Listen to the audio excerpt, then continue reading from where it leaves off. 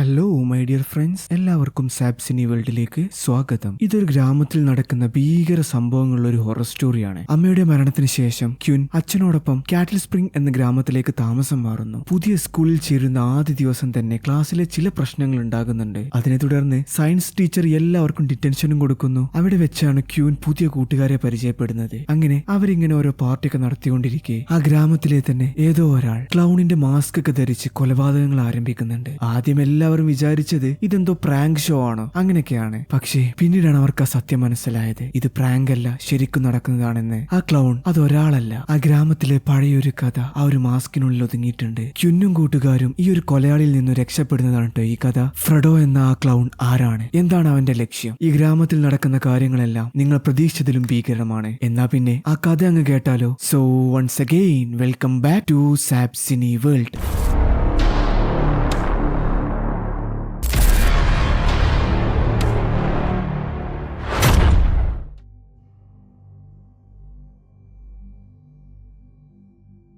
1991 ഒരു സംഭവം കാണിച്ചുകൊണ്ടാണ് കേട്ടോ ഈ കഥ തുടങ്ങുന്നത്. കാറ്റിൽ സ്പ്രിംഗ് എന്ന് പറഞ്ഞ ചെറിയൊരു നഗരമുണ്ട്. അവിടെയാണെങ്കിൽ ഒരു പഴയൊരു ഫാക്ടറി ഉണ്ട്. ഫാക്ടറിയുടെ തൊട്ടടുത്തായി ഒരു ചോളത്തിന്റെ തോട്ടവും. കുറച്ച് ചെറുപ്പക്കാര് അവിടെ പാർട്ടിയൊക്കെ ഇങ്ങനെ നടത്തിക്കൊണ്ടിരിക്കുകയാണ്. അവരിങ്ങനെ പാട്ടൊക്കെ പാടി നന്നായിട്ട് എൻജോയ് ചെയ്യുന്നുണ്ട്. അതിനിടയിൽ ജെസിക്ക എന്ന് പറഞ്ഞൊരു lady Jack in the box എന്ന് പറയുന്ന ഒരു ഗെയിം ഉണ്ടല്ലോ, ആ ഒരു കളിപ്പാട്ട് ഇങ്ങനെ തിരിച്ചുകൊണ്ടിരിക്കുന്നുണ്ട്. അങ്ങനെ കുറച്ച് സമയം തിരിച്ചപ്പോ അതിൽ നിന്നും ഒരു കോമാളിയുടെ പ്രതിമ അവൾക്ക് ഹായ് ഒക്കെ കൊടുക്കുന്ന പോലെ ഇങ്ങനെ പുറത്തു വരും. ജെസിക്ക അത് നേരെ അവളുടെ ബോയ് ഫ്രണ്ടായ ടൈലറിനെ ഇങ്ങനെ കാണിച്ചു കൊടുക്കുന്നുണ്ട്. മാത്രല്ല, ഞാൻ നേരത്തെ പറഞ്ഞ ആ ഒരു ചോളത്തോട്ടല്ലേ, അവൾ അങ്ങോട്ടേക്ക് പോകും. അവനെങ്ങനെ വശീകരിക്കുന്ന പോലെ ഇവനാണെങ്കിലോ അവളെ പിന്തുടർന്ന് ചോളത്തോട്ടത്തിലേക്ക് അവനും കയറും. പിന്നെ ജെസിക്ക പതിയെ നമ്മൾ ഒളിച്ചുകളി കളിക്കുന്ന പോലെ എങ്ങോട്ടോ ഒന്ന് മാഞ്ഞു പോകും. ടൈലർ അവളെ ഇങ്ങനെ കുറെ വിളിച്ചെങ്കിലും റെസ്പോൺസ് ഒന്നും ഇല്ലാത്തതുകൊണ്ട് ചെറുതായിട്ട് പേടിയൊക്കെ അവന് വരും. പിന്നെ അവൻ താഴെ നോക്കുമ്പോഴോ വലിയൊരു കാൽപാദം കാണും. ഇവളിത് എന്ത് ഷൂ ആണ് ഇട്ടേക്കുന്നത്, ഇത്രയും വലിയൊരു കാൽപാദം എന്നൊക്കെ ഇങ്ങനെ മനസ്സിൽ വിചാരിച്ച് അവൻ വീണ്ടും അവളെ തിരഞ്ഞുകൊണ്ടേയിരിക്കും. ജെസിക്ക, നീ എവിടെ, കളിക്കാൻ നിൽക്കല്ലേ, പുറത്തു വാ, എനിക്ക് പേടിയാവുന്നുണ്ടെന്ന് പറഞ്ഞതും അവന്റെ ബാക്കിലായിട്ട് അവളിങ്ങനെ പിടിക്കും. നീ എന്നെ പേടിപ്പിച്ചു കളഞ്ഞല്ലോ എന്നും പറഞ്ഞ് അവളെ അങ്ങ് നോക്കുമ്പോ അവളുടെ വായെന്ന് ചോര അങ്ങ് തെറിക്കും. മാത്രല്ല, അവൾ നിലത്ത് വീഴുകയും ചെയ്യും. എന്തോ ഒരു ആയുധം അവളുടെ തല വെട്ടിപ്പൊളിച്ചിട്ടുണ്ട്. എന്താപ്പ സംഭവിച്ചെന്ന് വിചാരിച്ച് അവൻ നോക്കുമ്പോ ആരോ ഒരാൾ അവന് നേരെ ഇങ്ങനെ പാഞ്ഞടുക്കുന്നത് കാണാം. ടൈലർ കുറെ ഓടി രക്ഷപ്പെടാൻ ശ്രമിച്ചെങ്കിലും ഈ പാടത്ത് കോലൊക്കെ വെക്കൂലേ, അതുപോലെയുള്ള ഒരു കോലത്തിന്റെ അവിടെ എത്തുമ്പോ പെട്ടെന്ന് ആ രൂപം കണ്ട് അവനൊന്ന് പേടിക്കും. ഓ, ഇത് കോലമായിരുന്നു എന്ന് വിചാരിച്ച് പതിയെ ഓടാനായി നിൽക്കെ കോമാളിയുടെ മാസ്ക് ധരിച്ച ഒരാൾ അവനെ തോട്ടത്തിൽ കുഴിക്കുന്ന ആയുധം കൊണ്ട് കുത്തി ഉയർത്തി അങ്ങ് പിടിക്കും. അതോടുകൂടി അവന്റെ കഥയും കഴിഞ്ഞു. ആ ഒരു സീൻ കട്ടായിട്ട് കഥ നമ്മളെ കൊണ്ടുപോകുന്നത് 2025 ക്യൂൻ എന്ന് പറഞ്ഞ ഒരു ചെറുപ്പക്കാരി തന്റെ അമ്മ മരിച്ചതിനെ തുടർന്ന് ആ നാടെല്ലാം വിട്ട് അച്ഛനായ ഡോക്ടർ ക്ലെന്നിന്റെ കൂടെ കാറ്റിൽ സ്പ്രിംഗിലേക്ക് താമസം മാറിയിരിക്കുകയാണ്. രണ്ടുപേരും അവരുടെ ലഗേജ് ഒക്കെ എടുത്ത് പുതിയ വീട്ടിലേക്കാണ് കേട്ടോ വന്നുകൊണ്ടിരിക്കുന്നത്. അങ്ങനെ ക്യൂൻ കാറിൽ നിന്നും ഇറങ്ങി ആ വീട് കണ്ടൊന്ന് ഞെട്ടും. കാരണം അവളുടെ മനസ്സിലുള്ളതിനെക്കാട്ടിലും വലിയൊരു വീടായിരുന്നു അത്. അങ്ങനെ അവർ രണ്ടുപേരും അകത്തോട്ട് കയറിയപ്പോ വല്ലാത്തൊരു ദുർഗന്ധം അനുഭവപ്പെടും. മോളെ, ഈ വീട് കുറെ കാലം അടച്ചു കിടന്നതാണ്, അതുകൊണ്ടാണ് ഈ സ്മെല്ല് എന്ന് പറഞ്ഞ് ഗ്ലെന്ന് പതിയെ വിൻഡോ എല്ലാം ഓപ്പൺ ചെയ്യും. ഇതിനിടയിൽ ക്യൂൻ തന്റെ ഫോണൊക്കെ എടുത്തിങ്ങനെ നോക്കുമ്പോ അതിലാണെങ്കിൽ ഒട്ടും റേഞ്ചും ഉണ്ടാവില്ല. റേഞ്ച് ഇല്ലാത്തത് കണ്ടപ്പോ അവൾക്ക് ഈ വീടിനോടുള്ള ആ ഒരു പ്രതീക്ഷ എല്ലാം പോകും. പിന്നെ അച്ഛനോടൊരു ചോദ്യം, അച്ഛാ, നിങ്ങൾ ഈ വീട് വാങ്ങുന്നതിന് മുമ്പ് വന്ന് നോക്കിയിരുന്നോ? ഒരിത്തിരി റേഞ്ച് പോലും ഇവിടെയില്ല, ഇതൊക്കെ ആദ്യമേ ശ്രദ്ധിക്കേണ്ടതെന്ന് ചോദിക്കുമ്പോ ഗ്ലെൻ അവളോട്, ഏയ്, ഞാൻ ബ്രോക്കറോട് ചോദിച്ചതാണ്, റേഞ്ച് ഒക്കെ അല്ലേന്നൊക്കെ അയാൾ ഉണ്ടെന്ന് പറഞ്ഞതാണ്, അതിനുശേഷമാണ് ഞാനിത് എടുത്തത്. അങ്ങനെ ഓരോന്നിങ്ങനെ പറഞ്ഞുകൊണ്ടിരിക്കെ ക്യൂനിന്റെ അടുത്തേക്ക് ഒരു പ്രാണി വന്നിരിക്കും. എവിടുന്നപ്പോ ഇതിനകത്തുനിന്ന് ഒരു പ്രാണി എന്ന് വിചാരിച്ച് അവള് നോക്കുമ്പോ നമ്മൾ ഈ തണുപ്പ് അകറ്റാനൊക്കെ ഒരു ഫയർ പ്ലേസ് ഉണ്ടാവില്ലേ, അതിന്റെ അകത്തുനിന്നായിരിക്കട്ടോ ഈ പ്രാണി വന്നത്. ഒരു ഇരുമ്പെടുത്ത് പതിയെ അതിന്റെ അടുത്ത് പോയി ഒന്ന് ഇളക്കി നോക്കിയപ്പോ ദേ കിടക്കുന്ന ഒരു ചത്തമൃഗം. നിങ്ങൾ ഇത് എന്ത് വീടാണ് അച്ഛാ വാങ്ങിയത്? ഇവിടെ ഒരാൾ നമ്മളെ കൊന്നിട്ടാ പോലും ആരും അറിയില്ലല്ലോ എന്ന് ക്യൂൻ പറഞ്ഞപ്പോ ഗ്ലെൻ അവളോട്, മോളെ, ഇതൊരു ഡോക്ടർ താമസിച്ചിരുന്ന വീടാണ്, അയാളിപ്പോ സ്ഥലം മാറ്റം കിട്ടിയിട്ട് പോയതാണ്, അല്ലാതെ ഇതൊരു പ്രേതാലയോ അങ്ങനെയുള്ള വീടൊന്നുമല്ല. ആ, ഇനി എന്തായാലും ഞാൻ ക്ലീനിങ് ചെയ്യുന്നവരെ വിളിച്ച് ക്ലീൻ ചെയ്യിപ്പിക്കാന്നും പറഞ്ഞ് ആ ചിമ്മിണിയെല്ലാം വൃത്തിയാക്കിപ്പിക്കും. ഇതേ സമയം നമ്മുടെ കിന്ന് പുറത്തുള്ള ജനലിലേക്ക് ഇങ്ങനെ നോക്കുന്ന സമയത്ത് ഈ കഥയുടെ തുടക്കത്തിൽ ജെസിക്കയും ടൈലറും മരിച്ച ആ ഒരു ചോളത്തോട്ടവും അതിനടുത്തുള്ള ആ ഒരു ഫാക്ടറിയും കാണും. അതായത് ഇവരിപ്പോ താമസം മാറി വന്നത് ആ കില്ലറുള്ള ആ ഒരു സ്ഥലത്തേക്കാണ്. ഇന്റർനെറ്റും മൊബൈൽ ഫോണും ഇല്ലാതെ ആ ഒരു ദിവസം അവരവിടെ കഴിച്ചുകൂട്ടി. അങ്ങനെ പിറ്റേ ദിവസം ക്യൂൻ പുതിയ സ്കൂളിലേക്ക് പോകാനായി ഡ്രസ്സൊക്കെ ചേഞ്ച് ചെയ്ത് ഇങ്ങനെ താഴേക്ക് വന്നപ്പോ തന്റെ അച്ഛനായ ക്ലെൻ കാപ്പി ഉണ്ടാക്കുന്ന ഈ മെഷീൻ ഉണ്ടല്ലോ, അതും പിടിച്ച് എന്തോന്ന് ആലോചിച്ചിരിക്കുന്നുണ്ട്. താൻ ഈ വീട് വാങ്ങിയത് പൊട്ടത്തരായോ? ഈ വീടിരിക്കുന്നത് ആ ആരും താമസമില്ലാത്ത സ്ഥലമായി പോയോ എന്നൊക്കെ ഇങ്ങനെ ആലോചിച്ചിരിക്കുകയാണ് കേട്ടോ ക്ലെന്ന്. ഹേ ഡാഡ്, നിങ്ങൾ എന്താണ് ഈ ആലോചിച്ചിരിക്കുന്നത്? എനിക്ക് സ്കൂൾ പോവാൻ സമയമായി, ഞാൻ പോവാണ് എന്ന് പറഞ്ഞപ്പോഴാണ് കേട്ടോ ഗ്ലെന്ന ആ ഒരു സ്വപ്നത്തിൽ നിന്നും പുറത്തേക്ക് വന്നത്. ഓ മോളെ, ഞാൻ ബ്രേക്ക്ഫാസ്റ്റ് ഉണ്ടാക്കിയിട്ടില്ല എന്ന് പറഞ്ഞ് അതിനെങ്ങനെ ന്യായീകരിച്ചുകൊണ്ടിരിക്കെ, ബ്രേക്ക്ഫാസ്റ്റ് ഒന്നും കുഴപ്പമില്ല, ഞാൻ വരുന്ന സമയത്ത് ഇവിടെ വൈഫൈ ഉണ്ടായിരിക്കണം, അത്ര എനിക്കുള്ളൂ എന്നും പറഞ്ഞ് അവള് പുറത്തോട്ട് പോവാണ്. അപ്പൊ ദേ മുമ്പിൽ അവരുടെ അയൽവാസിയായ റസ്റ്റ് ഈ വീട്ടിലേക്ക് പുതിയ താമസക്കാർ വന്ന വിവരം അവൻ അറിഞ്ഞിട്ടുണ്ട്. ഇവൾക്ക് സ്കൂളിലേക്ക് പോകാൻ ഒരു കമ്പനിയായി വന്നതാണ് അവൻ. അങ്ങനെ അവർ രണ്ടുപേരും നടന്നു പോകുമ്പോ ക്വിൻ റസ്റ്റിനോട് ഇങ്ങനെ ചോദിക്കും, റസ്റ്റ്, ഞങ്ങൾ ഇപ്പൊ ഇങ്ങോട്ടേക്ക് വന്നതേ ഉള്ളൂ, ഇവിടെ എൻജോയ്മെന്റിനൊക്കെ എന്താണുള്ളത്? പ്ലേ ഗ്രൗണ്ട്, ക്ലബ്ബ് അങ്ങനെ എന്തെങ്കിലും ഉണ്ടോ? ഇവിടെ ഒന്നും ഞാൻ കണ്ടില്ലല്ലോ എന്ന് ചോദിച്ചപ്പോ, ഇവിടെ അങ്ങനത്തെ എൻജോയ്മെന്റ് ഒന്നുമില്ല, ഞാൻ ഒഴിവ് സമയം ഹണ്ടിങ്ങിന് പോകും, വേറെ ഇപ്പൊ എന്താ? ഏയ് വേറെ ഒന്നുമില്ല എന്നായിരിക്കൂട്ടോ റസ്റ്റിന്റെ മറുപടി. പിന്നെ ക്വിൻ തന്റെ പുതിയ സ്കൂളിലേക്ക് വരുന്ന ആദ്യ ദിവസം അവൾക്ക് ഒട്ടും നല്ലതായിരുന്നില്ല. ആദ്യമേ അവൾ ക്ലാസ്സിലേക്ക് അല്പം വൈകിയാണ് എത്തിയത്. ഇതിനെ തുടർന്ന് അവളുടെ സയൻസ് ടീച്ചർ ഇനി മേലാൽ വൈകിക്കരുത് എന്നൊക്കെ ദേഷ്യത്തിൽ പറഞ്ഞ് അവളോട് പോയി ഇരിക്കാനായി ആവശ്യപ്പെടും. ഇവളുടെ ക്ലാസ്മേറ്റ്സ് ഉണ്ടല്ലോ, അവരൊക്കെ ഭയങ്കര കുരുത്തം കെട്ട പിള്ളേരാണ്. അങ്ങനെ ഞാൻ പറയാനൊരു കാരണമുണ്ട്. എന്താന്ന് വെച്ചാല് സയൻസ് ടീച്ചർ അവരോട്,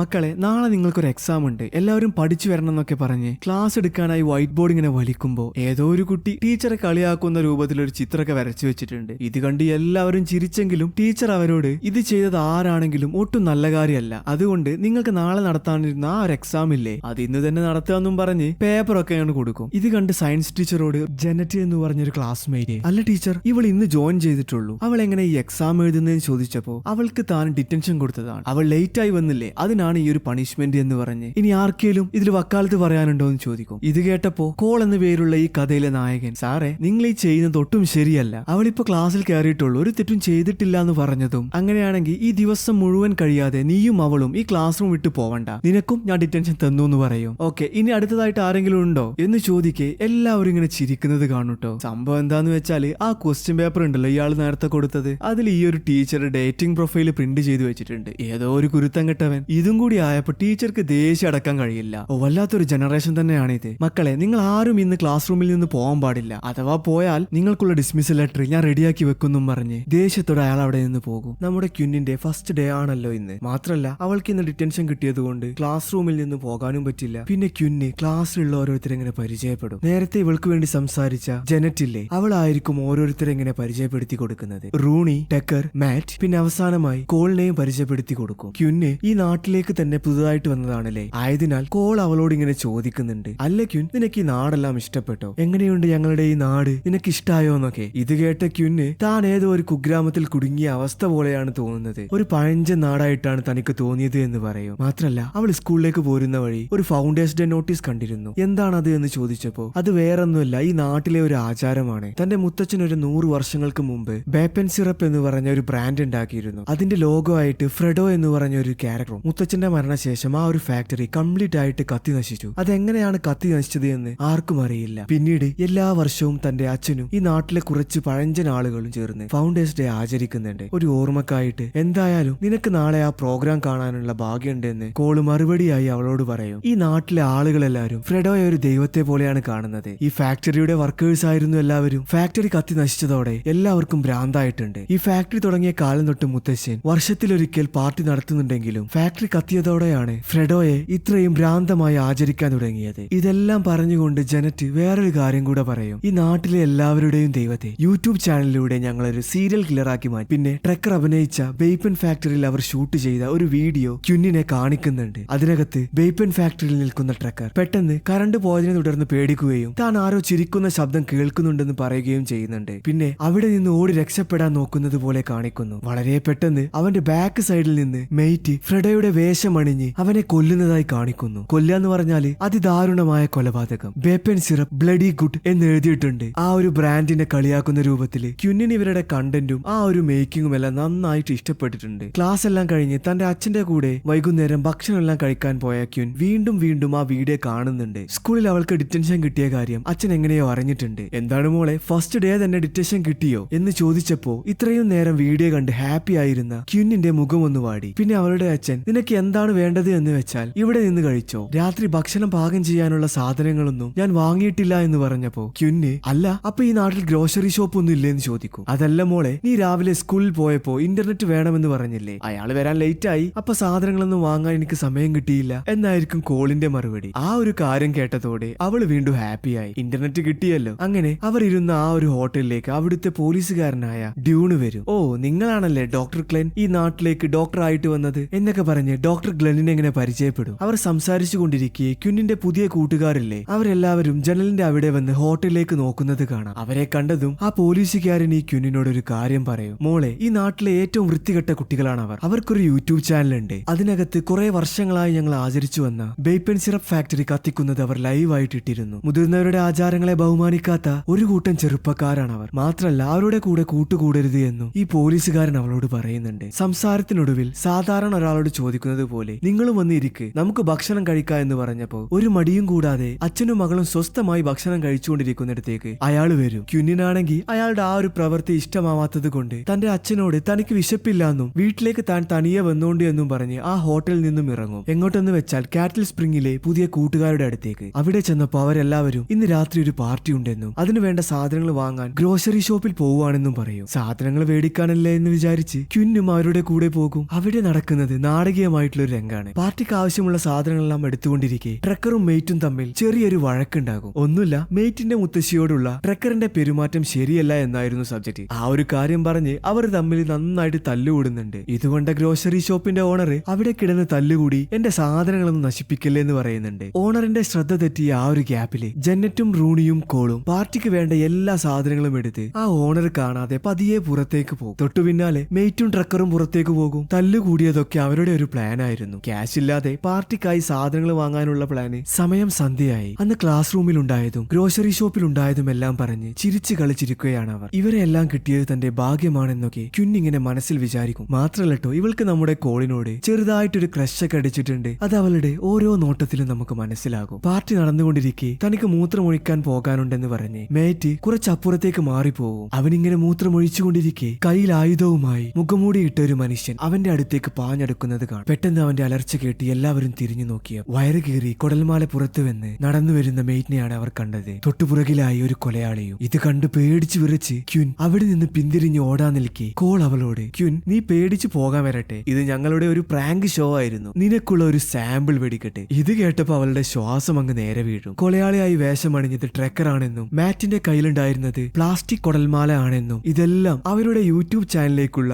വീഡിയോ ആയിരുന്നുവെന്നും അപ്പോഴാണ് അവൾക്ക് മനസ്സിലായത്. അങ്ങനെ പാർട്ടി എല്ലാം അവസാനിച്ച് കോൾ അവളെ അവളുടെ വീട്ടിലേക്ക് ഡ്രോപ്പ് ചെയ്യാനായി. നമ്മുടെ കോളിനും അവളോട് ചെറുതായിട്ടൊരു ക്രഷൊക്കെ ഉണ്ട്. പിന്നെ അവരിങ്ങനെ സംസാരിക്കും. തന്നെ ഇന്ന് പ്രാങ്ക് ചെയ്തെങ്കിലും അത് ഒരുപാട് എൻജോയ് ചെയ്തെന്ന് ക്വിൻ അവനോട് ഇങ്ങനെ പറഞ്ഞുകൊണ്ടിരിക്കെ അവളുടെ അച്ഛൻ പെട്ടെന്ന് വന്ന് ജീപ്പിന് ഡോറിൽ അങ്ങ് മുട്ടി അവളോട് അങ്ങനെ ഷൗട്ട് ചെയ്യും. ഇപ്പൊ എത്രയാ സമയം നിനക്കറിയോ? എങ്ങോട്ടാ നീ പോയത്? എന്നോടൊന്ന് പറഞ്ഞിട്ട് പോയിക്കൂടെ എന്നൊക്കെ പറഞ്ഞിങ്ങനെ ചൂടാവും. കോളിനോട് പിന്നെ കാണാന്ന് പറഞ്ഞ് അവള് വീട്ടിലേക്ക് പോകും. ഗ്ലെന്ന് പിന്നെ നേരെ കോളിന്റെ അടുത്തേക്ക്, നീ ഏതാണ്? നീ എന്തിനാണ് എന്റെ മകളെ കൊണ്ടുപോയത്? ഇനി മേലാൽ അവളുടെ കൂടെ നിന്നെ കണ്ടുപോകരുത്, വേഗം സ്ഥലം വിട് എന്നൊക്കെ പറഞ്ഞ് അവൻ അവിടെ നിന്ന് പറഞ്ഞേക്കും. ആള് വീടിനകത്ത് കയറിയിട്ടും അവന്റെ ദേഷ്യമൊന്നും അടങ്ങിയിട്ടില്ല. വീണ്ടും ക്വിന്നിനോട് എന്നോട് പറയാതെ നീ എങ്ങോട്ടാണ് പോകുന്നത് എന്ന് ദേഷ്യത്തിൽ ചോദിച്ചപ്പോ, അച്ഛാ, ഞാൻ ചെറിയ കുട്ടിയല്ല, എനിക്ക് എന്റേതായിട്ടുള്ള സ്പേസ് വേണം. അമ്മ മരിച്ചതിന് ശേഷം ഇങ്ങോട്ടേക്ക് വരുന്ന കാര്യം പറഞ്ഞപ്പോ ഞാൻ എതിരൊന്നും പറഞ്ഞില്ലല്ലോ. അച്ഛന്റെ ജോലിക്കും അച്ഛനും വേണ്ടിയാണ് ഇത്രയും കാലം ഞാൻ ജീവിച്ചത്. അതുകൊണ്ട് ഇനിയെങ്കിലും അച്ഛൻ എനിക്ക് ഫ്രീഡം തരണമെന്നും പറഞ്ഞ് സങ്കടത്തോടെ അവൾ അവളുടെ റൂമിലേക്ക് പോകും. ഏറെ സങ്കടത്തോടെ ഇരിക്കുന്ന അവൾക്കൊരു ആശ്വാസം എന്നൊക്കെ പറഞ്ഞ പോലെ അവളെ പ്രാങ്ക് ചെയ്ത ആ വീഡിയോ ഉണ്ടല്ലോ, അത് അവൾ കാണാനിടയാകും. പക്ഷേ അതിനകത്ത് ട്രക്കർ അല്ലാതെ വേറെ ആരോ ഒരാൾ നിൽക്കുന്നത് കാണാം, ഒറിജിനൽ ഫ്രെഡോനെ പോലെ. ഉടനെ തന്നെ അവരുടെ ആ വാട്സ്ആപ്പ് ഗ്രൂപ്പിൽ അവളെ സ്ക്രീൻഷോട്ട് അയച്ചു കൊടുക്കും. പിന്നെ ട്രക്കറിനോട് നീ അല്ലാതെ വേറെ ആരോ ഒരാൾ മാസ്ക് ധരിച്ച് അവിടെ ഉണ്ടായിരുന്നു എന്ന് പറയുകയും ചെയ്യും. ട്രക്കർ ആ ഫോട്ടോ ഇങ്ങനെ സൂം ചെയ്തുകൊണ്ടിരിക്കെ അവന്റെ മെയിൻ ഡോറിലുള്ള സെക്യൂരിറ്റി സിസ്റ്റം ആരോ ഒരാൾ തന്റെ ഡോറിന്റെ മുമ്പിലുണ്ടെന്ന് മൊബൈൽ വഴി അവനെ അറിയിക്കും. പുറത്തെ ക്യാമറ നോക്കിയപ്പോഴോ മാസ്ക് ധരിച്ചൊരു വ്യക്തി. അവനത് ഒന്നെങ്കിൽ മാറ്റോ അല്ലെങ്കിൽ കോളോ ആവുമെന്ന് വിചാരിച്ച് പതിയെ പ്ലേ ഗണ്ണും കയ്യിലെടുത്ത് അങ്ങോട്ടേക്ക് പോകും. അവിടെ ചെന്നപ്പോ പിൻഭാഗത്തെ ഡോറെല്ലാം ഓപ്പൺ ആയത് കാണുകയും മുകളിലത്തെ വാഷ്റൂമിൽ നിന്ന് ഫ്ലഷ് അടിക്കുന്നത് പോലെയുള്ള ഒരു ശബ്ദവും കേൾക്കുകയും ചെയ്യും. ഓ, നിങ്ങൾ മുകളിൽ ഒളിച്ചിരിക്കുകയാണല്ലേ എന്നും പറഞ്ഞ് അങ്ങോട്ടേക്ക് പോയപ്പോഴോ ഒരു പ്ലാസ്റ്റിക് കവർ ഇങ്ങനെ വിരിച്ചു വെച്ചിട്ടുണ്ട്. ഇതെന്തിനാപ്പോ ഈ ഒരു പ്ലാസ്റ്റിക് കവർ എന്ന് വിചാരിച്ച് അവൻ വീണ്ടും റൂമിനകത്ത് അവരെ നോക്കാൻ തുടങ്ങും. പതിയെ കബോർഡിന്റെ ഡോർ ഓപ്പൺ ചെയ്ത് അവൻ കണ്ടത് ജൂക്ക് ഇൻ ദ ബോക്സ് കളിക്കുന്ന ഒരു പെട്ടിയാണ്. അതും ബേപ്പൻ സിറപ്പിന്റെ എംബ്ലം ഉള്ളത്. പതിയെ അതിങ്ങനെ തിരിച്ചപ്പോൾ അതിനകത്തുള്ള ആ ഒരു ജോക്കർ പുറത്തേക്ക് വരും. ഒന്ന് ഞെട്ടിയെങ്കിലും അവൻ ഇപ്പോഴും വിചാരിച്ചത് ഇതെല്ലാം അവന്റെ കൂട്ടുകാരുടെ പണിയാണ് എന്നാണ്. ആ ബോക്സ് കിട്ടിയെടുത്ത് തന്നെ തിരിച്ചു വെച്ച് കബോർഡിന്റെ ഡോർ അടച്ചതും അവന്റെ പുറകുവശത്ത് നിന്ന് മാസ്ക് ധരിച്ച കൊലയാളി കഴുത്തങ്ങ് അറുത്തു കൊല്ലും. പിന്നെ നേരത്തെ അവനെ കണ്ട ആ ഒരു പ്ലാസ്റ്റിക് കവറില്ലേ, അവനെ അതിലങ്ങ് പൊതിയുന്നതും കാണാം. ഇത്രയും നേരം പ്രാങ്ക് ചെയ്തിരുന്ന അവനെ മാസ്ക് ധരിച്ച ഏതോ ഒരാൾ വകവരുത്തിയിരിക്കുന്നു. നേരം പുലർന്നു. നാട്ടുകാർ ആഘോഷിക്കുന്ന ഫൗണ്ടേഴ്സ് ഡേ വന്ന് കോളിന്റെ അച്ഛൻ നായകനായ ഓർത്തർ ഹില്ലാണ് ഇപ്പോ ആ പ്രോഗ്രാം കണ്ടക്ട് ചെയ്യുന്നത്. ഇവരുടെ ഫാമിലിയുടേതാണല്ലോ ആ ഒരു ബേപ്പൻ ഫാക്ടറി. അങ്ങനെ പരിപാടിക്ക് പോകാനായി സ്യൂട്ട് എല്ലാം ധരിച്ച് കോളിന്റെ അച്ഛൻ റെഡി ആയിക്കൊണ്ടിരിക്കുകയാണ്. ഇതേ സമയം കോളും പരിപാടിക്ക് പോകാനായി നിൽക്കുന്നത് കാണാം. കോളിനോട് പരിപാടിക്ക് പോകുന്നതെല്ലാം കൊള്ളാം, പക്ഷേ പണ്ട് നിങ്ങൾ ചെയ്ത ആ ഒരു പ്രവൃത്തിയെ പോലെ ബാക്കിയുള്ളവർക്ക് ബുദ്ധിമുട്ടുണ്ടാക്കുന്നത് പോലെ ഒന്നും ചെയ്യാൻ നിൽക്കരുത് എന്ന് അവന്റെ അച്ഛൻ അവനോട് പറയും. അതായത് ഫാക്ടറി കത്തിയത് ഇവർ കാരണമാണ് എന്ന് സൂചിപ്പിക്കുന്നത് പോലെ. മാത്രമല്ല സ്കൂളിന്റെ ഡിറ്റൻഷന്റെ കാര്യവും ഓർത്തർ അറിഞ്ഞിട്ടുണ്ട്. എന്തിനായിരുന്നു ആ ഒരു ഡിറ്റൻഷൻ കിട്ടിയത് എന്ന് ചോദിച്ചപ്പോ സയൻസ് ടീച്ചർക്ക് ഭ്രാന്താണ്, ഞങ്ങളോടെല്ലാം ഒരുമാതിരി വൈരാഗ്യമുള്ള പോലെയാണ് അയാളുടെ പെരുമാറ്റം എന്നാണ് കോളിന്റെ മറുപടി. വൈരാഗ്യം ഇല്ലാതിരിക്കോ? ടീച്ചറുടെ ബ്രദർ ആത്മഹത്യ ചെയ്തത് എങ്ങനെയാണെന്ന് അറിയോ? ഫാക്ടറിയിലെ ജോലി പോയതിനെ തുടർന്നാണ്. ഫാക്ടറി എങ്ങനെയാണ് ഇല്ലാതായത് എന്നുള്ളത് ഞാൻ പ്രത്യേകിച്ച് പറയേണ്ട ആവശ്യമില്ലല്ലോ. എന്തായാലും ഇനി അത്തരത്തിലുള്ള വിഡിത്തമൊന്നും എന്റെ പൊന്നുമോൻ കാണിക്കരുത് എന്നും പറഞ്ഞ് കോളിനോട് പരിപാടിക്ക് പോകാൻ പറയും. പിന്നെ നമ്മൾ കാണുന്നത് ഫൗണ്ടേഴ്സ് ഡേ സെലിബ്രേഷൻ ആണ്. ഓർത്തർ എല്ലാവരോടും ഫൗണ്ടേഴ്സ് ഡേ സെലിബ്രേഷൻ തുടങ്ങിയിട്ട് ഇത് 100ാമത്തെ പ്രോഗ്രാമാണ്. ഒരു കൂറ്റൻ ഫ്രെഡോയുടെ പ്രതിമ ഇപ്രാവശ്യം നമ്മൾ നിർമ്മിച്ചിട്ടുണ്ട്, എല്ലാവർക്കും പരിപാടിയിലേക്ക് സ്വാഗതം എന്നൊക്കെ പറഞ്ഞ് എല്ലാവരെയും വെൽക്കം ചെയ്യും. റോണിയും ജെന്നറ്റും ക്യുന്നും ആ ഒരു പ്രോഗ്രാം കാണാനായി വന്നിട്ടുണ്ട്. മാത്രല്ല ക്യുൻ അവരോട് പ്രാങ്ക് വീഡിയോയിൽ ട്രക്കർ അല്ലാതെ ഉണ്ടായിരുന്ന മാസ്ക് ധരിച്ച ആ മനുഷ്യൻ ആരാണെന്ന് മനസ്സിലായോ എന്ന് ചോദിക്കുന്നുണ്ട്. ഒരുപക്ഷെ റെസ്റ്റ് ആവാനാണ് ചാൻസ് എന്നായിരിക്കും അവരുടെ മറുപടി. ക്യുൻ ആദ്യമായിട്ട് സ്കൂളിൽ പോയപ്പോ അവളുടെ കൂടെ ഒരു പയ്യനുണ്ടായിരുന്നില്ലേ, അവനാണ് റെസ്റ്റ്. അവന്റെ കാര്യമാണ് കേട്ടോ ഇപ്പൊ ഇവര് പറഞ്ഞത്. ഇതേ സമയം ട്രക്കറിനെ എവിടെയെങ്കിലും കണ്ടോ, വിളിച്ചിട്ട് ഫോൺ എടുക്കുന്നില്ല എന്നൊക്കെ പറഞ്ഞ് കോൾ അങ്ങോട്ടേക്ക് വരും. അവരാരും തന്നെ അവനെ കണ്ടില്ല എന്ന് അവന് മറുപടി കൊടുക്കും. അവൻ മരിച്ചു മണ്ണായത് ഇവരാരും അറിഞ്ഞിട്ടില്ലല്ലോ. ഏതായാലും കോളിന്റെ അച്ഛൻ പറഞ്ഞ പോലെ ഫ്രെഡോയുടെ ഒരു കൂറ്റൻ പ്രതിമ അങ്ങോട്ടേക്ക് കൊണ്ടുവരും. ഇവരുടെ യൂട്യൂബ് ചാനലിൽ ഈ സെലിബ്രേഷന്റെ വീഡിയോ അപ്ലോഡ് ചെയ്യാനായിട്ട് ഫ്രണ്ട് ഷോട്ട് കോളിനോടും ക്യുന്നിനോടും എടുക്കാൻ പറയും. ജെന്നറ്റും റൂണിയും സൈഡ് വ്യൂ എടുക്കാനായി പോകും. ട്രൈപോഡ് ഇല്ലാത്തോണ്ടോന്ന് അറിയില്ല, ചെറിയ കുട്ടികളെ തോളിൽ കയറ്റുന്നത് പോലെ ക്യുന്നിനെ തന്റെ തോളിൽ കയറ്റി കോൾ അവളോട് വീഡിയോ എടുക്കാൻ പറയും. വീഡിയോ എടുത്തുകൊണ്ടിരിക്കെ ഇന്ന് രാത്രി ഒരു പാർട്ടി ഉണ്ട്. ഫൗണ്ടേഴ്സ് ഡേക്ക് താൻ എല്ലാ ടീനേജേഴ്സിനെയും വിളിച്ച് നടത്തുന്ന ഒരു പാർട്ടിയാണത്. അതുകൊണ്ട് നിന്റെ അച്ഛൻ സമ്മതിച്ചില്ലെങ്കിലും നിന്നെ പിക്ക് ചെയ്യാൻ ഞാൻ വരുമെന്ന് കോൾ അവളോട് പറയും. ഫ്രെഡോയുടെ കൂറ്റൻ പ്രതിമ വരികയെന്ന് ഞാൻ പറഞ്ഞില്ലേ, അവിടെ ഏതോ ഒരു ഭ്രാന്തൻ ഫ്രെഡോന്റെ മാസ്ക് എല്ലാം ധരിച്ച് ഒരു 3 ബോംബ് എടുത്ത് അമ്മാനമാടി ഇങ്ങനെ സൈക്കിളൊക്കെ ചവിട്ടി വരുന്നത് കാണും. ഇത് കണ്ടതും പോലീസ് ഓഫീസർ നീ എന്താടാ ചെയ്യുന്നത് എന്നും പറഞ്ഞ് അങ്ങോട്ടേക്ക് വരും. അപ്പോഴേക്കും ആ ബോംബ് അങ്ങ് താഴെ വീണ് പൊട്ടിത്തെറിക്കും. അതിന്റെ ആഘാതത്തിൽ ഭീമൻ ഫ്രെഡോയെ കെട്ടിയ കയറും പൊട്ടും. പിന്നെ അതങ്ങ് താഴെ വീണുടയും. പ്രോഗ്രാം കുളമായത് കണ്ട്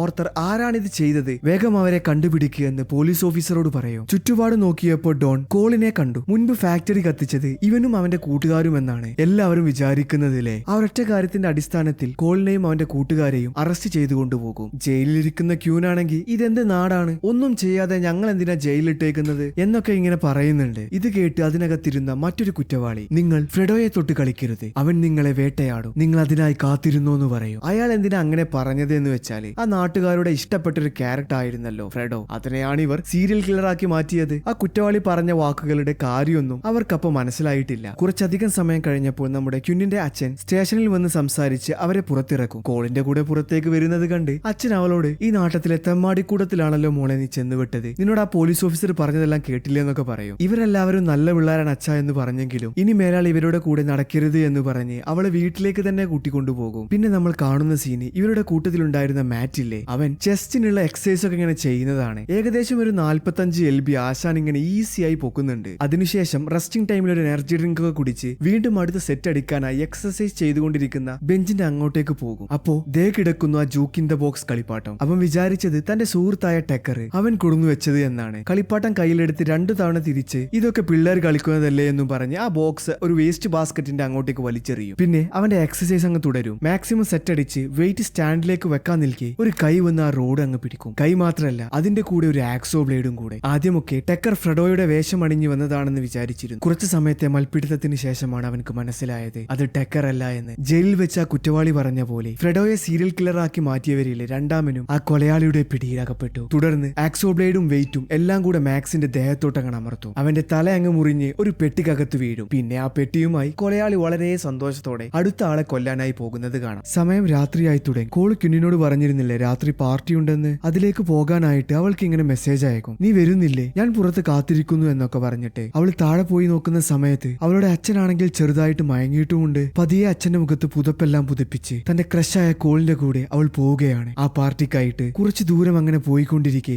ജൂക്ക് ഇൻ ദ ബോക്സ് കളിക്കുന്ന ആ പെട്ടിയില്ലേ, അതെടുത്ത് കോൾ ക്യുന്നിന് കൊടുക്കും. എന്നിട്ട് പറയും നീ ഇതുപോലത്തെ ഒരു ഗെയിം കണ്ടിട്ടില്ലല്ലോ, ഇത് പതിയെ തിരിച്ചു കഴിഞ്ഞാൽ അതിൽ നിന്നൊരു സർപ്രൈസ് വരാനുണ്ട്, ഒന്ന് തിരിച്ചു നോക്ക് എന്ന് പറഞ്ഞപ്പോ അവൾ പതിയെ അതെടുത്ത് തിരിച്ചു നോക്കുമെങ്കിലും അതിനകത്ത് നിന്നൊന്നും വരില്ല. കോൾ റോഡിലേക്ക് നേരെ നോക്കിയപ്പോഴോ ഒരു മനുഷ്യൻ ഏതോ ഏതോ ഒരു മൃഗത്തിനെയൊക്കെ വേട്ടയാടിയിട്ട് അവരുടെ കാറിന്റെ തൊട്ട് മുമ്പിൽ ഇങ്ങനെ നിൽക്കുന്നുണ്ട്. കോള് വളരെ പെട്ടെന്ന് തന്നെ ബ്രേക്ക് എല്ലാം പിടിച്ചു നോക്കുമ്പോഴോ അത് മറ്റാരുമല്ല, നമ്മുടെ റെസ്റ്റ് ആണ്. റെസ്റ്റ് എന്തോ ഒരു വേട്ടയ്ക്ക് ആടി ഇങ്ങനെ വരുന്ന വഴിയാണ്. റെസ്റ്റിനെ കണ്ടതും കോള് ക്യുന്നിന് ഇങ്ങനെ പരിചയപ്പെടുത്തി കൊടുക്കും. ക്യുൻ, ഇതെന്റെ ഒരു പഴയ ഫ്രണ്ടാണ്. ഞങ്ങൾ പണ്ട് വേട്ടക്കൊക്കെ പോയിട്ടുണ്ട്. മാത്രല്ല അവൻ പണ്ട് നമ്മുടെ ഗ്യാങ്ങിന്റെ കൂടെ ആയിരുന്നു കേട്ടോ എന്നൊക്കെ ഇങ്ങനെ പറഞ്ഞു കൊടുക്കും. കോളും റെസ്റ്റും ഫ്രണ്ടാണെന്ന് പറഞ്ഞല്ലോ. ആ ഒരു ഫ്രണ്ട്ഷിപ്പ് കട്ടാവാൻ ഒരു കാര്യം ഉണ്ടായിട്ടുണ്ട്. അതെന്താന്ന് വെച്ചാൽ നമ്മുടെ കോൾ ഒരു ഗേ ആയിരുന്നു. അവൻ മാത്രല്ല റെസ്റ്റും അവനും ഒരു ഗേ കപ്പിൾ ആയിരുന്നു. തന്റെ ഫാമിലി സമൂഹത്തിൽ വലിയ നിലയിൽ നിൽക്കുന്ന ഒരു ഫാമിലിയാണ്. വീട്ടുകാർക്ക് ആർക്കും ഒരു ചീത്തപ്പേര് വരണ്ടെന്ന് വിചാരിച്ചിട്ട് റെസ്റ്റുമായിട്ടുള്ള കമ്പനി ആ ഒരു ഫ്രണ്ട്ഷിപ്പ് കട്ടാക്കിയതാണ്. പക്ഷേ ഇപ്പോഴും റെസ്റ്റിനും കോളിനും തമ്മിൽ എന്തോ ഒരു സ്പാർക്ക് ഉണ്ട്. അത് അവരുടെ രണ്ടുപേരുടെയും കണ്ണിൽ കാണാം. പിന്നെ കോൾ റെസ്റ്റിനോട്, എടാ ഇന്ന് പാർട്ടി നടക്കുന്ന ദിവസമല്ലേ, ഞങ്ങൾ അങ്ങോട്ടേക്ക് പോവുകയാണ്, നീ പോരുന്നുണ്ടെങ്കിൽ നിന്റെ പരിപാടിയെല്ലാം കഴിഞ്ഞിട്ട് വാ എന്ന് പറഞ്ഞ് അവർ നേരെ പാർട്ടിയിലേക്ക് പോകും. മുൻപ് കോളിന്റെ കൂടെ പാർട്ടിക്ക് പോയപ്പോ ആകെ ഇവരുടെ ഫ്രണ്ട് സർക്കിൾ മാത്രമേ ഉണ്ടായിരുന്നുള്ളൂ അല്ലേ. ഇപ്പൊ ചെന്നപ്പോഴോ ആ നാട്ടിലെ എല്ലാ ചെറുപ്പക്കാരും ഉണ്ട്. അവൾക്കൊരു ഡൗട്ട് തോന്നും, അല്ല കോൾ ഇതൊരു പ്രൈവറ്റ് പ്രോപ്പർട്ടി അല്ലേ, ഇവിടെ ഇങ്ങനെ പാർട്ടിയൊക്കെ നടത്തി ഇത്രയും പേരൊക്കെ വന്നു കഴിഞ്ഞാൽ അനുമതിയൊക്കെ ഉണ്ടാകുമോ, ആരും കംപ്ലൈന്റ് ഒന്നും കൊടുക്കില്ല എന്ന് ചോദിക്കും. പ്രൈവറ്റ് പ്രോപ്പർട്ടി ആണ്, ഇതുവരെ ആരും കംപ്ലൈന്റ് ഒന്നും കൊടുത്തിട്ടില്ല എന്നും പറഞ്ഞ് അവളെയും കൂട്ടി അകത്തേക്ക് പോകും. അങ്ങനെ കുറച്ചു നേരം പാർട്ടിയൊക്കെ ആസ്വദിച്ച് കോളും ക്യുന്നും ഒന്ന് റൊമാൻറ്റിക് ആവാനായിട്ട് ആരുമില്ലാത്തൊരു ഭാഗത്തേക്ക് പോകും. ഞാൻ നേരത്തെ പറഞ്ഞില്ലേ കോളിന് സ്ത്രീകളെയല്ല താല്പര്യം എന്നുള്ളത്. അങ്ങനെ പരസ്പരം സംസാരിച്ചു കൊണ്ടിരിക്കെ ആദ്യം ക്യുന്നിനെ കണ്ടപ്പോ തോന്നിയ ആ ചെറിയ സ്പാർക്കൊന്നും കോളിനിപ്പോ തോന്നുന്നില്ല. അവൻ പതിയെ അവളെ തള്ളി മാറ്റും. കോളിന്റെ ആ ഒരു പെരുമാറ്റം ക്യുന്നിനെ വളരെയധികം സങ്കടപ്പെടുത്തി. ഇപ്പൊ അവൾ പുറത്തു നിന്ന് ഒരു ബീറെല്ലാം അടിച്ചുകൊണ്ടിരിക്കുകയാണ്. അപ്പൊ അങ്ങോട്ടേക്ക് റൂണിയും ജനറ്റും എന്ന് പറയും, ഓ കോൾ നിന്നെ പുറത്താക്കിയല്ലേ, അവൻ അങ്ങനെയാണ്, ഒരു പ്രത്യേക തരം ക്യാരക്ടറാണെന്ന് പറഞ്ഞുകൊണ്ടിരിക്കെ ഫാക്ടറിയുടെ തൊട്ടടുത്ത് ഒരു ചോളത്തോട്ടം ഉണ്ടെന്ന് ഞാൻ പറഞ്ഞില്ലേ, അതിനകത്ത് നിന്നൊരു പെൺകുട്ടി ഇങ്ങനെ ആർത്തു വിളിച്ചു കൊണ്ടുവരുന്നത് കാണാം. മാത്രല്ല എന്നെ രക്ഷിക്കൂ എന്നിങ്ങനെ ആർത്തു വിളിച്ചു പറയുന്നുണ്ടെങ്കിലും അവൾ മരിച്ചതുപോലെ നിലത്ത് വീഴും. അവളുടെ പുറകിലായിട്ട് ഒരു അമ്പും കാണാം. ഈ ഒരു സംഭവം കണ്ടതോടെ ക്യുന്നിനാകെ പേടിയാകും. ആരോ ഒരാൾ ഈ ഒരു പെൺകുട്ടിയെ കൊന്നു എന്ന് വിചാരിച്ച് ക്യുന്ന് പേടിച്ച് നിൽക്കുകയാണ്. റോണിയും ജനറ്റും ഇതൊരു കൊലപാതകമാണെന്ന് വിശ്വസിക്കില്ല. അവര് പറയും ഇത് ടെക്കറിന്റെയും മാറ്റിന്റെയും പരിപാടിയാണ്, ഇത് അവരുടെ ഒരു പ്രാങ്ക് ആയിരിക്കാനാണ് സാധ്യത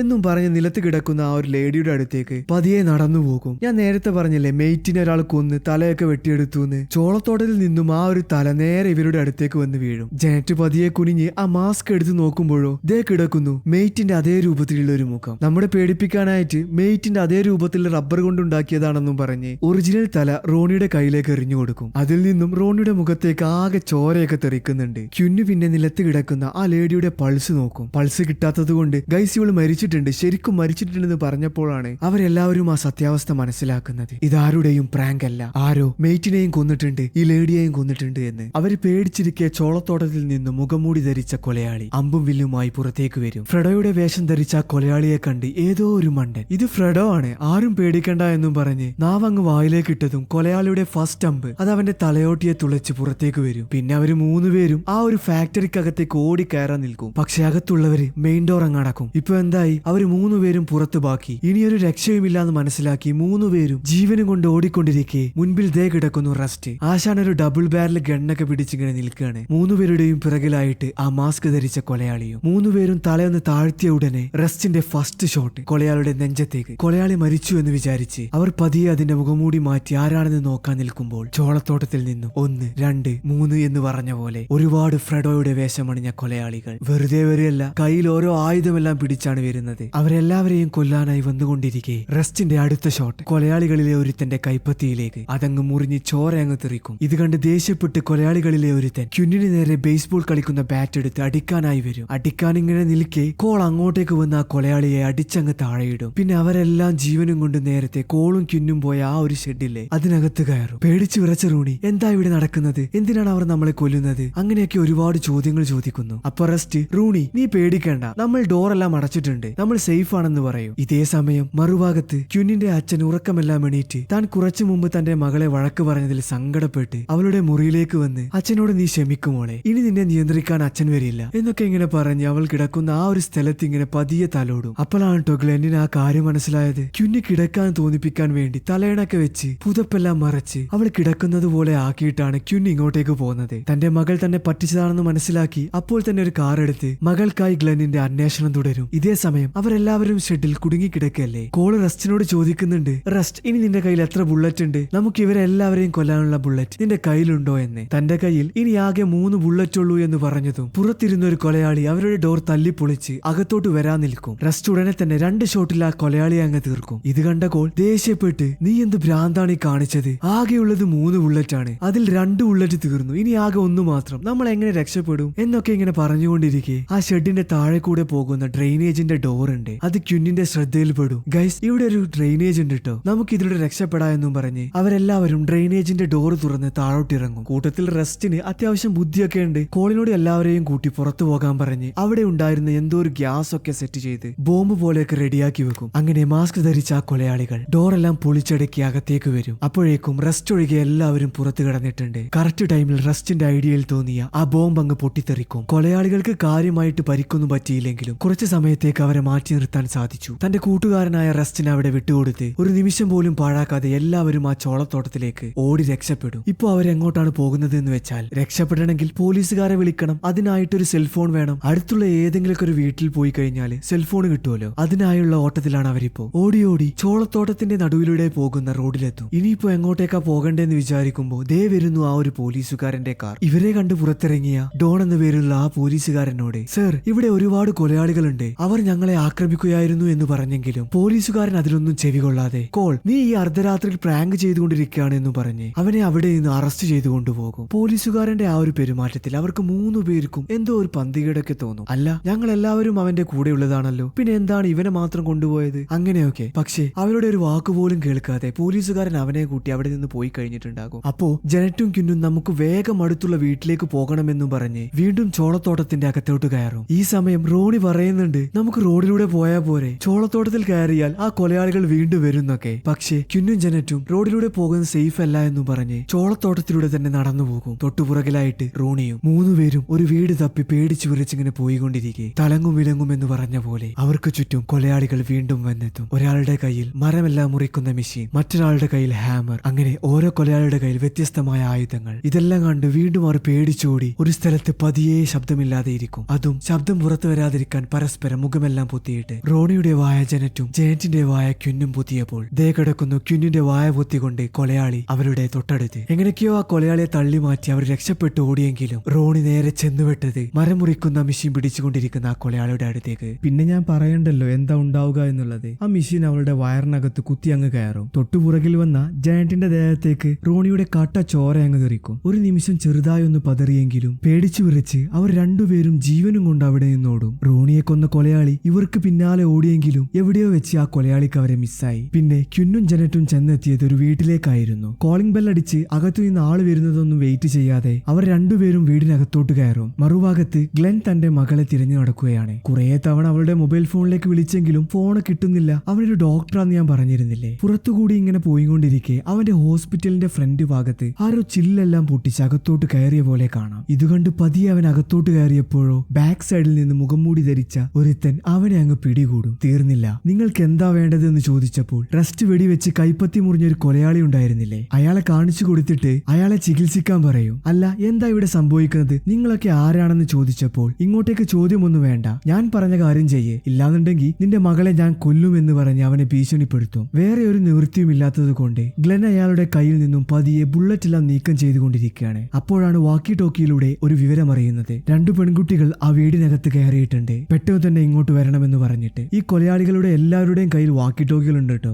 വെടികൊണ്ട് ആ കൊലയാളിയുടെ കയ്യിലും ഉണ്ട് ആ വാക്കി ടോക്കി. ഗ്ലെന്നിന്റെ അടുത്ത ലക്ഷ്യം എങ്ങനെയെങ്കിലും ആ ഒരു വാക്കി ടോക്കി കയ്യിലെടുക്കണമെന്നാണ്. എന്നാലല്ലേ തന്റെ മകൾ എവിടെയുണ്ടെന്ന് അറിയാൻ കഴിയുകയുള്ളൂ. അങ്ങനെ സൂത്രത്തിൽ ഗ്ലെന്നിനെ ഭീഷണിപ്പെടുത്തിയ കൊലയാളിയോട് ഇയാൾക്ക് സലൈൻ വേണം, ആ ഡ്രോയറിന്റെ താഴെയുണ്ട്, അതിങ് എടുത്ത് താന്നു പറയും. കൊലയാളി പതിയെ സലൈൻ എടുത്തപ്പോഴേക്കും ഗ്ലെന്ന് പതിയെ വാക്കി ടോക്കി കൈക്കലാക്കിയിട്ടുണ്ടാകും. ആശാന്റെ അടുത്ത ബുദ്ധി അങ്ങ് പ്രയോഗിക്കും. ഹെഡ് ബീറ്റ് അളക്കുന്ന മെഷീനില്ലേ, അതിന്റെ വയർ കൊലയാളിയുടെ ദേഹത്ത് നിന്നാണ് ഊരും. മെഷീനകത്ത് ഒരു ലൈൻ മാത്രം കണ്ട ആ ഭീഷണിപ്പെടുത്തിയ കൊലയാളി എന്താ സംഭവിക്കുന്നതെന്ന് ചോദിച്ചപ്പോ CPR കൊടുക്കുന്ന മെഷീൻ കൈക്ക് കൊടുത്തിട്ട് നീ മെഷീൻ എടുത്ത് അവന്റെ നെഞ്ചിലോട്ട് വെക്ക്, അല്ലെങ്കിൽ അവൻ ഇപ്പോ മരിക്കുമെന്ന് പറയും. അതെന്തിനാന്ന് വെച്ചാല് ആ കൊലയാളിയുടെ കയ്യിലൊരു കത്തി ഉണ്ടായിരുന്നു, അത് കിട്ടാൻ വേണ്ടിയിട്ടാണ്. ആ കത്തി അങ്ങ് കിട്ടിയ ഉടനെ കൊലയാളിയുടെ കഴുത്തിൽ അങ്ങ് കുത്തിയിറക്കും. പൊതുവെ കുത്തിയ കത്തി വലിച്ചൂരിയാലാണല്ലോ രക്തയോട്ടം ഉണ്ടാകുന്നത്. ഇതൊന്നും അറിയാതെ ആ മണ്ടൻ കൊലയാളി അതങ്ങ് വലിച്ചൂരും. അവൻ അവിടെ കിടന്നങ്ങ് മരിക്കും. ഇതേ സമയം ആ വീടിനകത്തു കയറിയ ക്യുന്നും ജനറ്റും അവിടെ കസേരയിലിരിക്കുന്ന ഒരു മുഖംമൂടി ധരിച്ച ഒരാളെ കാണും. ഇയാൾ മരിച്ചതാണോ അതോ മെഡിറ്റേഷൻ ചെയ്യുകയാണോ എന്നറിയാൻ കയ്യിലിരിക്കുന്ന ഒരു ആയുധം വെച്ച് പതിയെ കുത്തി നോക്കും. അനക്കമൊന്നുമില്ലാത്തത് കൊണ്ട് മരിച്ചതെന്ന് വിചാരിക്കും. അപ്പോഴേക്കും മുകളിലെ ഫ്ലോറിൽ നിന്ന് ഫോൺ റിംഗ് ചെയ്യുന്നതായി കേൾക്കാം. ഇവിടെ ഫോൺ ഉണ്ടെന്ന് പറഞ്ഞ് ഓടിച്ചെന്ന് പോലീസുകാരെ ആരെങ്കിലും വിളിക്കാമെന്ന് വിചാരിച്ച് കോള് ചെയ്യാനായി നോക്കുമ്പോഴോ ആ ഫോണിനകത്ത് ഒരു നമ്പർ പോലും കാണുന്നില്ല. അപ്പോഴാണ് അവർക്കത് മനസ്സിലായത് ഇത് ഇവർക്കായി ഒരുക്കി വെച്ച ഒരു കെണിയാണെന്ന്. വളരെ പെട്ടെന്ന് താഴെ പോയി നോക്കുമ്പോഴോ കസേരയിലിരിക്കുന്ന ആളെയും കാണുന്നില്ല. തൊട്ടടുത്ത നിമിഷം ആ കൊലയാളി തോട്ടത്തിൽ കുഴിക്കുന്ന ആയുധവുമായി ഇവർക്ക് നേരെ വരും. മുന്നിലായിരുന്ന ജനറ്റിന്റെ വയറിനകത്ത് കുത്തിയിട്ട് അവളെ ഉയർത്തിപ്പിടിച്ച് വീണ്ടും താഴേക്കിടും. ഇതേ സമയം അവിടെ കിടന്ന ഒരു ഫ്ലവർ വേസ് എടുത്ത് കൊലയാളിയുടെ തലയ്ക്ക് ക്യുന്നൊരു അടി അങ്ങ് വെച്ചു കൊടുക്കും. എന്നിട്ട് ജനറ്റിന്റെ വയറിൽ നിന്നും ആ ടൂൾ എടുത്ത് കൊലയാളിയെ കുത്തി അങ്ങ് കൊല്ലും. അതിനുശേഷം സോറി ജനറ്റ്, എനിക്ക് നിന്നെ രക്ഷിക്കാൻ കഴിഞ്ഞില്ല എന്നും പറഞ്ഞ് വളരെ പെട്ടെന്ന് പുറത്തേക്ക് ഓടിപ്പോയി അവിടെയുള്ള ഒരു വാഹനത്തിൽ കയറി ഡ്രൈവ് ചെയ്യാനായിട്ടിരിക്കും. അപ്പോഴാണ് ആ ഒരു സത്യാവസ്ഥ അവൾ ഓർക്കുന്നത്. വേറെ ഒന്നുമല്ല, അവൾക്ക് വണ്ടി ഓടിക്കാൻ അറിയില്ല. കോപ്പ് വണ്ടി ഓടിക്കാൻ പഠിച്ചാൽ മതിയായിരുന്നു എന്ന് പറഞ്ഞപ്പോഴേക്കും അവളുടെ ചുറ്റുപാട് വീണ്ടും കൊലയാളികളെ കൊണ്ട് നിറയും. പിന്നെ പറയണ്ടല്ലോ, കൊലയാളികൾ അവളെയും പിടിച്ച് ഒരു ഗോഡൌണിന്റെ അകത്തേക്ക് പോകും. അവളുടെ ബോധം തിരിച്ചു വന്നപ്പോൾ അവൾ കണ്ടത് എവിടെയോ താനിരിക്കുന്നു. തൊട്ടു മുന്നിലായിട്ട് ഒരു കൊലയാളിയും. നിങ്ങളൊക്കെ ആരാണ്, നിങ്ങൾക്ക് എന്താ വേണ്ടത് എന്നീ കൊലയാളിയോട് ചോദിച്ചപ്പോ മാസ്ക് ഊരി തന്റെ മുഖമങ്ങ് കാണിച്ചു കൊടുക്കും. അത് മറ്റാരുമായിരുന്നില്ല, കോളിനെ പിടിച്ചുകൊണ്ടേയില്ലേ അതേ ഓഫീസർ ഡോൺ എന്ന് പറഞ്ഞിട്ടുള്ള ആ പോലീസ് ഓഫീസർ ആയിരുന്നു. പിന്നെ തൊട്ടുപുറകിലുള്ള എല്ലാവരും മാസ്ക് ഊരി കാണിക്കും. അവളുടെ സയൻസ് ടീച്ചർ, ഹോട്ടലിലെ ജീവനക്കാരി, ഗ്രോസറി ഷോപ്പിലെ ഓണർ, അവരൊക്കെയായിരുന്നു ആ കൊലയാളികൾ. അവൾ വീണ്ടും ചോദിച്ചു, നിങ്ങൾക്ക് എന്താണ് വേണ്ടത്, എന്തിനാണ് എന്നെ പിടിച്ചുകൊണ്ടുവന്നിട്ടുള്ളത്? അപ്പോൾ എല്ലാവരുടെയും ബാക്കിൽ നിന്നൊരുത്തൻ ഫ്രെഡോയുടെ മേക്കപ്പ് ഒക്കെ ഇട്ടിങ്ങനെ പുറത്തേക്ക് വരുന്നു. സൂക്ഷിച്ചു നോക്കിയപ്പോൾ അത് നമ്മുടെ കോളിന്റെ അച്ഛൻ ഓർത്തറാണ്. പിന്നെ ഓർത്തറിന്റെ ഒരു നീണ്ട പ്രസംഗം. മോളെ, ബേപ്പിൻ സിറപ്പ് ഫാക്ടറി, അതിലെ ഫ്രെഡോ എന്ന് പറയുന്ന ക്യാരക്ടർ, അത് ഞങ്ങളുടെ എല്ലാം ഒരു വികാരമായിരുന്നു. കാറ്റിൽ സ്പ്രിംഗിലെ എല്ലാവർക്കും ജോലിയെല്ലാം കിട്ടിയത് ഈ ഒരൊറ്റ ഫാക്ടറി കാരണമായിരുന്നു. എന്റെ അച്ഛൻ മരിച്ചപ്പോൾ വർഷങ്ങളായി നടത്തിക്കൊണ്ടിരുന്ന ആചാരങ്ങളും അനുഷ്ഠാനങ്ങളും എല്ലാം ഞാനാണ് നോക്കിയിരുന്നത്. അതിനിടയിലാണ് കോളിന്റെയും അവന്റെ കൂട്ടുകാരുടെയും യൂട്യൂബ് ചാനലിന്റെ ഒരു വരവ്. ചാനൽ തുടങ്ങിയതിൽ എനിക്ക് എതിർപ്പൊന്നുമില്ല. പക്ഷേ ഒരു ദിവസം ഞങ്ങളുടെ എല്ലാം പ്രിയപ്പെട്ട ആ ഫാക്ടറി, കാറ്റിൽ സ്പ്രിംഗ് എന്ന നഗരത്തിലെ എല്ലാവർക്കും തണലായിരുന്ന ആ ഒരു ഫാക്ടറി, അത് ഇവരങ്ങ് കത്തിച്ച് നശിപ്പിച്ചു. ഇനി അത് പോട്ടെ എന്ന് വെച്ചാലോ, ഇവരുടെ യൂട്യൂബ് ചാനലിലൂടെ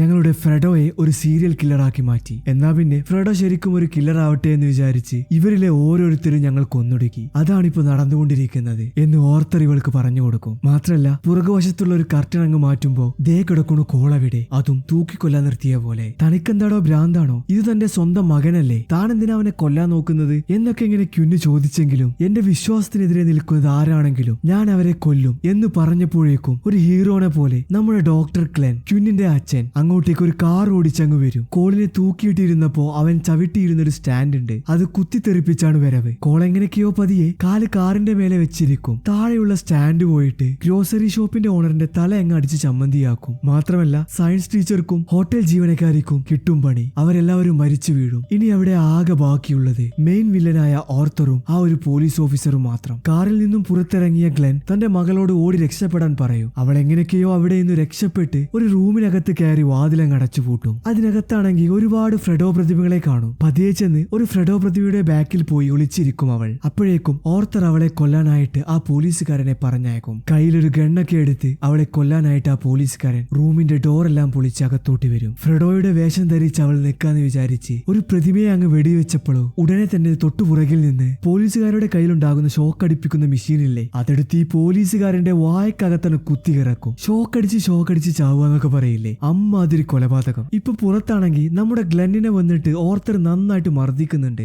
മർദ്ദനമേറ്റ് പാവം ഒരു ഭാഗത്തിരിക്കുകയാണ്. പിന്നെ സ്വന്തം മകനെ നോക്കി ഓർത്തറിന്റെ ഒരു ഡയലോഗ് ഉണ്ട്, നീ ഒരു വിഡ്ഢിയാണ്, നിന്റെ വിഡ്ഢിത്തം കാരണം നീ തന്നെ ഇപ്പൊ മരിക്കാൻ പോവാണ്. ഇത് കേട്ടപ്പോ കോൾ ഒരു കാര്യം അങ്ങ് പറയും, താൻ എന്താണോ വിചാരിച്ചത് ഞാൻ വിഡ്ഢിയാണെന്നോ? ആ ഫാക്ടറി കത്തിച്ചത് താനാണെന്ന് എനിക്കറിയാം. ഇത്രയും കാലം ഞാൻ മിണ്ടാതിരുന്നതാണ്. ഇൻഷുറൻസ് തുക കിട്ടാൻ വേണ്ടിയിട്ടാണ് താനത് ചെയ്തത്. എന്തിനാണോ എന്റെ ഫ്രണ്ട്സിനെ കൊന്നത് എന്നൊക്കെ ഇങ്ങനെ ചോദിക്കുമ്പോ തന്റെ മകനെ എല്ലാം മനസ്സിലായി എന്ന് മനസ്സിലാക്കിയ ഓർത്തർ കോൾ ചവിട്ടി നിന്നിരുന്ന ആ ഒരു കാറ് അവിടെ നിന്നെടുത്ത് പുറത്തേക്ക് ഓടിച്ചു പോവുകയാണ്. ഇപ്പോ പാവം നമ്മുടെ കോൾ ജീവനു വേണ്ടി പിടഞ്ഞുകൊണ്ടിരിക്കുകയാണ്. ഒരു രക്ഷകനെ പോലെ തന്റെ സുഹൃത്തായ റസ്റ്റ് അങ്ങോട്ടേക്ക് വരികയാണ്. അവന്റെ ഗണ്ണിലെ ബാക്കിയുള്ള ആ ഒരു ആ ബുള്ളറ്റ് വെച്ച് കോളിനെ തൂക്കിയിട്ട കയറങ്ങ് വെടിവെച്ച് രക്ഷിക്കും. ഇപ്പൊ ശരിക്കും പറഞ്ഞ എന്താ ഇവിടെ ഉണ്ടായത്? കോളിന് സ്ത്രീകളോട് താല്പര്യമില്ല, പുരുഷന്മാരോടാണ് താല്പര്യം എന്ന് പറഞ്ഞില്ലേ? സ്വന്തം കുടുംബത്തിന് വേണ്ടി അവന്റെ ആ ഒരു താല്പര്യം ഒഴിവാക്കിയിട്ടാണ് ഇത്രയും കാലം അവൻ ജീവിച്ചിരുന്നത്. അവന്റെ അച്ഛൻ അവനെ കൊല്ലാനാണ് ഇപ്പോൾ ശ്രമിച്ചത്. അവനെ അതിൽ നിന്നും രക്ഷിച്ചത് അവന്റെ പാർട്ട്ണറായി കണക്കാക്കിയ റസ്റ്റും. അങ്ങനെ അവർ 4 പേരും അവിടെ നിന്ന് രക്ഷപ്പെടാനായി അവിടെയുള്ള ഒരു കാറിൽ കയറിയിരിക്കും. ഡ്രൈവിംഗ് സീറ്റിലിരിക്കുന്നത് നമ്മുടെ കോളാണ്. അവൾക്ക് കാർ ഓടിക്കാനൊന്നും അറിയില്ലല്ലോ. പക്ഷേ